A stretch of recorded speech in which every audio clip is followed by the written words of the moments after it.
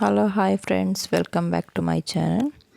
ಇವತ್ತು ನಾನು ಮಾರ್ನಿಂಗ್ ಬ್ರೇಕ್ಫಾಸ್ಟ್ಗೆ ಸಿಂಪಲ್ಲಾಗಿ ಚಿತ್ರಾನ್ನ ಮಾಡೋದು ಅಂತ ತೋರಿಸ್ತಾ ಇದ್ದೀನಿ.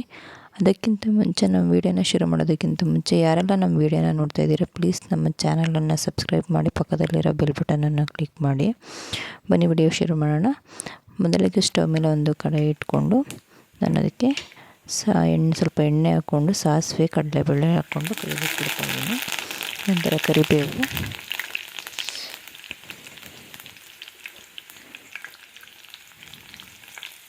ಸಾಸಿವೆ ಕಡಲೆಬೇಳೆ ಮತ್ತು ಕರಿಬೇವು ಸೊಪ್ಪು ಹಾಕ್ಕೊಂಡು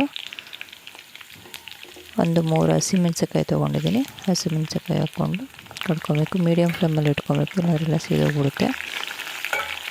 ನೋಡಿ ಬಾಡಿಸ್ಕೊಳ್ತಾ ಇದ್ದೀನಿ.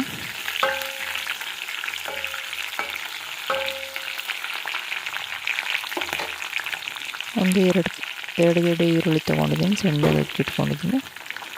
2 ಈರುಳ್ಳಿ ಹಾಕ್ಕೊಳ್ತಾ ಇದ್ದೀನಿ. ಈರುಳ್ಳಿ ಹಸಿ ಸ್ಮೆಲ್ ಹೋಗೋವರೆಗೂ ಅದನ್ನು ನೀಟಾಗಿ ಫ್ರೈ ಮಾಡಬೇಕು. ಮೀಡಿಯಮ್ ಫ್ಲೇಮಲ್ಲಿ ಇಟ್ಕೊಂಡ್ಬೇಕೆಲ್ಲ ಸೀದೋಗ್ಬಿಟ್ಟು ಆಗುತ್ತೆ.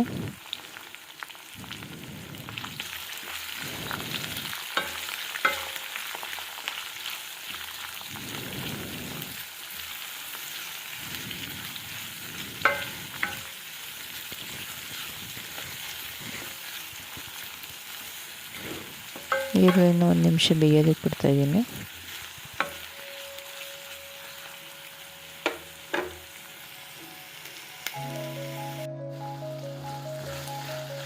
ಈರುಳ್ಳಿ ಬೆಂದಾಗಿದೆ. ಈಗ ಒಂದು ಟೊಮೊಟೊ ತೊಗೊಂಡಿದ್ದೀನಿ. ಒಂದು ಸಣ್ಣದಾಗಿ ಹೆಚ್ಚಿಟ್ಕೊಂಡಿರೋಂಥ ಟೊಮೊಟೊನ ಸೇರಿಸ್ತಾ ಇದ್ದೀನಿ.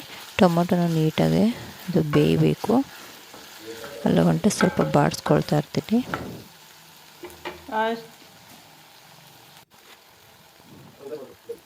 ಈಗ ಅರಿಶಿಣದ ಪುಡಿ ಮತ್ತು ಉಪ್ಪನ್ನು ಸೇರಿಸಿ ನೀಟಾಗಿ ಅದನ್ನು ಬಾಡಿಸ್ಕೊಳ್ತೀವಿ. 1 ನಿಮಿಷ ಅದನ್ನು ಗೊಜ್ಜನ್ನು ನಾವು ಫ್ರೈ ಮಾಡಿಕೊಂಡ್ರೆ ಸಿಂಪಲಾಗಿ ಚಿತ್ರಾನ್ನ ರೆಡಿಯಾಗುತ್ತೆ.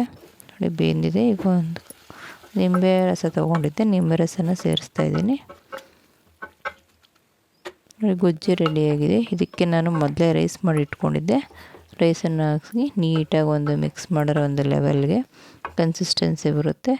ಸೂಪರಾದ ನೋಡಿ ಚಿತ್ರಾನ್ನ ರೆಡಿಯಾಗಿದೆ. ಮಾರ್ನಿಂಗ್ ಬ್ರೇಕ್ಫಾಸ್ಟ್ಗೆ ತುಂಬ ಈಸಿ ರೆಸಿಪಿನೇ ಅಂತಲೇ ಹೇಳ್ಬೋದು.